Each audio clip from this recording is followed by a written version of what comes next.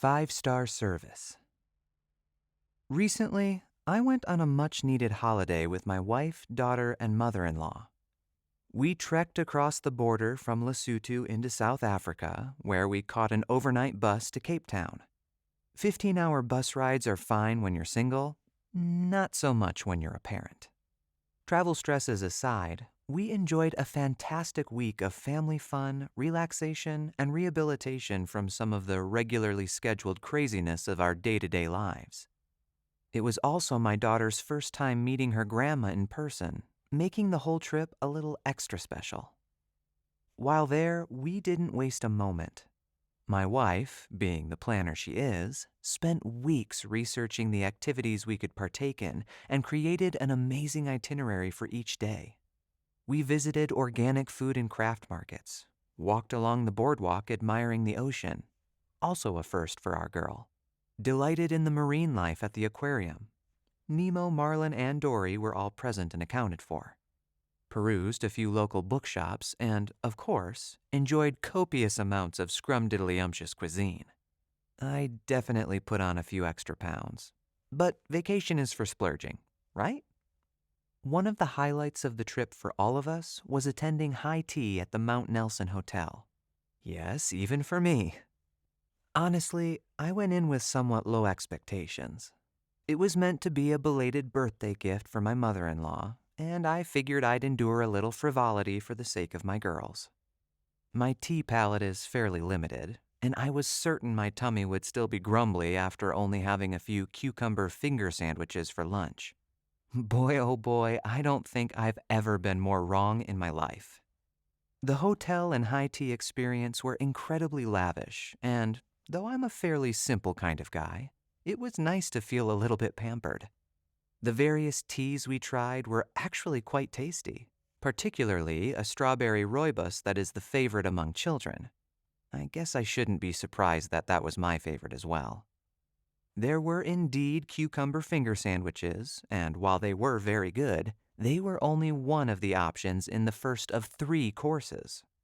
Between the finger sandwiches, appetizers, scones, pastries, cakes, and other desserts, all individually portioned, of course, my tummy was definitely not grumbly by the end. Amidst everything to enjoy at the high tea, what stuck out to me most significantly was the service we received. From a U.S. perspective, we often joke about how customer service is rare at best in Southern Africa, at least in our experience. That joke went out the window throughout our high tea journey, though. Our server was an absolute delight, full of witty banter, excellent suggestions, and kind words. She went out of her way time and time again to make sure we always had both what we needed and what we wanted. She carefully noted my wife's and mother-in-law's nut allergies so they could enjoy their food and drink without worry. When I accidentally neglected to ask for hot chocolate prepared without dairy-based milk, she provided an entirely new pot made with almond milk at no extra charge. She observed the pace of our table and seamlessly delayed courses at our request so we would never feel rushed. Most notably, she interacted with our 6-year-old daughter as a real person, asking her what she would like and how she was doing.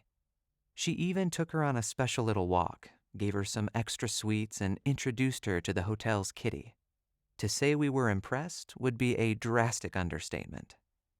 In the end, our incredible server was what made our high tea experience as phenomenal as it was. We felt heard, respected, and cared for every step of the way. When it was time to go, not only had she earned a great tip, but we also genuinely wanted to give her one. This is the kind of service I want to provide in my voiceover business. I want prospective clients to have their expectations blown out of the water. I want them to hope for a good experience and leave having had an extraordinary one. I want them to feel heard, respected, and cared for every step of the way.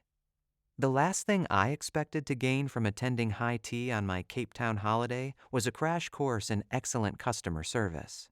But along with a satisfied tummy and some cherished memories, that's precisely what I got. I've often heard the key to good business is to underpromise and overdeliver. Having experienced that firsthand, I can say with confidence that it's 100% true. What has been one of your best customer service experiences? And one of your worst? How have those experiences informed how you approach interacting with other people, whether they be clients or the people present in your everyday life? Voiceover is most certainly a service oriented industry, and I am grateful to have great service experiences to apply to my own business in the future. Oh, and if you've never done so, I highly recommend attending High Tea. You never know what you might take away from it. Until next time, friends, keep telling stories.